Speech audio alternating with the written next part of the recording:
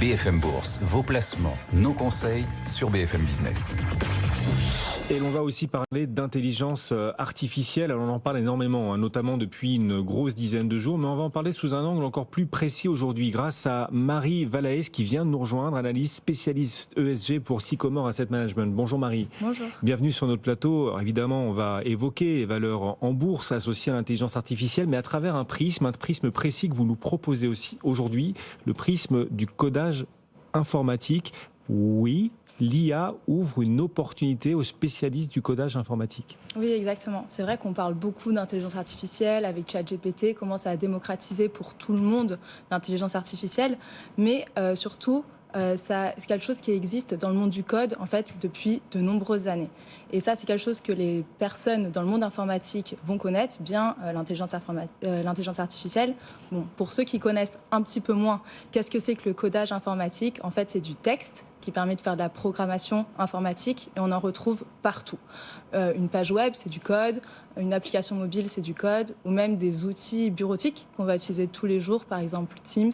Ça ne peut pas fonctionner sans du code. Et en fait, cette démocratisation de l'intelligence artificielle générative, elle s'applique aussi dans le code. Je peux par exemple demander à ChatGPT de m'écrire une page web pour, par exemple, ma start-up. Mais même si je suis en train de coder, je peux utiliser cette technologie. Par exemple, pendant que je code maintenant, l'intelligence artificielle générative peut compléter ce que je suis en train de coder.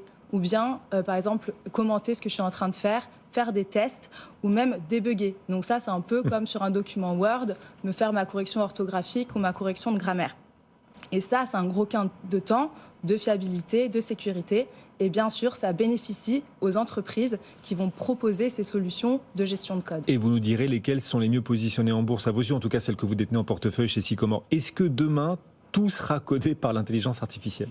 Je ne pense pas pour l'instant que tout puisse être codé par l'intelligence artificielle. Il y a certains codes qu'on peut demander de coder à ChatGPT qui ne vont pas bien tourner. Et on a toujours besoin d'avoir un humain qui va dire quoi coder. On estime aujourd'hui qu'environ entre 30 et 50% d'un code sera généré par au moins à l'intérieur du code avec de l'intelligence artificielle. Et alors, on sait que la tech, le segment de la tech en bourse a bien boosté à la hausse grâce, entre autres, au déploiement de cette thématique de l'intelligence artificielle. Les spécialistes du codage aussi. Enfin, en termes de valorisation, comment est-ce que vous voyez cette thématique que vous nous proposez, dont vous nous parlez ? On voit que ça a beaucoup augmenté. Par exemple, on a des paniers qui sont créés autour de l'intelligence artificielle. Alors, il y en a qui existent depuis un peu de temps. Par exemple, il y en a un qui est sorti en 2016, le Robotics and Artificial Intelligence. Et là, c'était plutôt l'IA liée à la robotique. Et il a performé pas trop mal sur 5 ans, mais surtout la performance, elle s'est surtout faite sur cette dernière année, avec plus 17%. Il y en a des plus génériques autour de l'intelligence artificielle et des bases de données. Par exemple, le Artificial Intelligence and Technology, qui a pris, lui, 15% sur un an et 17% sur les 3 derniers mois. Donc, pour les acteurs du code, l'intelligence artificielle, ça augmente les revenus et notamment le marché adressable. Par exemple, on a parlé de tous les acteurs de gestion de code. Le marché adressable, on estime aujourd'hui que c'est à peu près 40 milliards de dollars. Et la croissance est tellement grande qu'on ne peut pas la chiffrer. Et un autre exemple, pour tout ce qui est intelligence artificielle, on a aussi besoin de données. Et pour ces données, on a besoin de gestion de bases de données. Et ces acteurs-là, aujourd'hui, on estime que le marché, c'est à peu près 2 fois plus gros, 83 milliards de dollars. Et ça pourrait croître à 138 milliards de dollars. Ce qu'il faut se dire, en fait, c'est qu'il y a certaines entreprises qui existent depuis seulement 5 ans et dont aujourd'hui, la capitalisation boursière, elle est 2 fois plus grosse que des géants alimentaires comme par exemple Carrefour. Des boîtes qui n'existaient pas il y a 5 ans.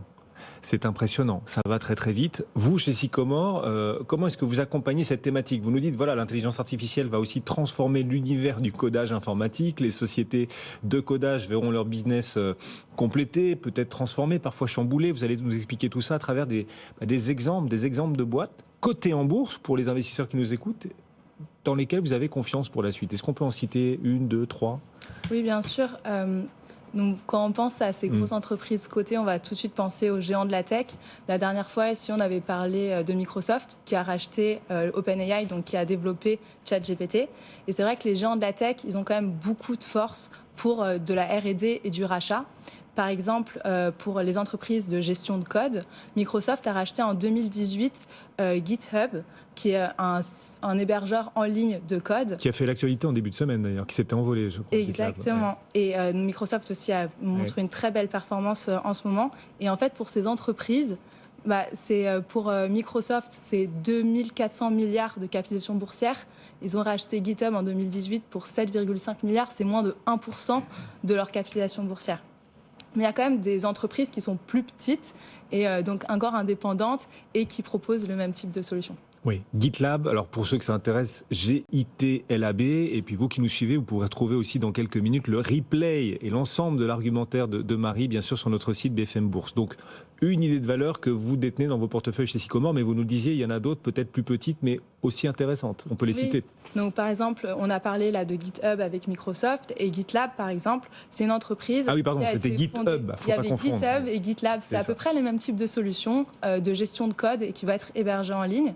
Et GitHub, lui, donc, n'a pas été racheté par Microsoft et il a été fondé en 2011 par les deux fondateurs, en fait, qui avaient besoin d'une solution pour gérer ensemble un code pour développer des logiciels.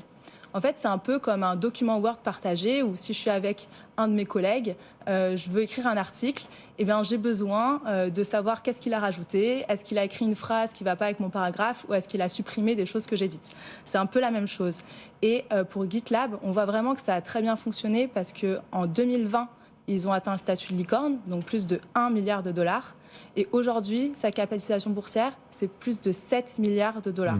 Donc on voit que ça a été multiplié par 7 en 3 ans.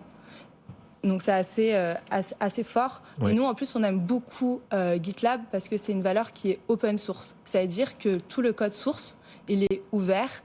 N'importe quel utilisateur peut y accéder, le personnaliser, y contribuer, et ce qui favorise énormément l'innovation. Et GitLab, qui donc en début de semaine s'était envolé sur le lancement de leur solution d'intelligence artificielle. Vous nous parliez auparavant de GitHub. Exactement. GITHUB en l'occurrence. Et puis il y a un troisième acteur que vous suivez de près, qu'on peut peut-être citer ici aussi. Oui, nous on suit aussi de près des acteurs qui vont gérer tout ce qui est les bases de données. Donc par exemple, on est investi dans MongoDB. C'est une gestion de bases de données de nouvelle génération. Par exemple, ça peut être utilisé par des acteurs comme Delivery Hero, qui font de la livraison de plats cuisinés à la maison. Et en fait, ces entreprises ont besoin de gérer de plus en plus de données de types complètement différents. Qui est mon client, qui est mon restaurant, quel est le trafic. Et donc, grâce à MongoDB, ils vont être capables de dire à quel livreur donner la course et quel va être le chemin le plus rapide. Donc, des acteurs comme MongoDB vont permettre d'avoir des bases de données fiables, sécurisées, de l'assistance, quelque chose qui va être scalable. Et maintenant, MongoDB a plus de 28 000 utilisateurs et une capitalisation boursière de 26 milliards de dollars. C'est 2 fois Carrefour, alors qu'elle a été créée qu'en 2017. Impressionnant. MongoDB, MongoDB. Merci beaucoup de nous avoir accompagnés. Et donc, vous avez aussi cité GitLab et GitHub, des idées de diversification, bien sûr, pour les portefeuilles, en tout cas des sociétés dans lesquelles vous croyez suffisamment chez Sycomore pour les détenir dans vos portefeuilles. Merci beaucoup.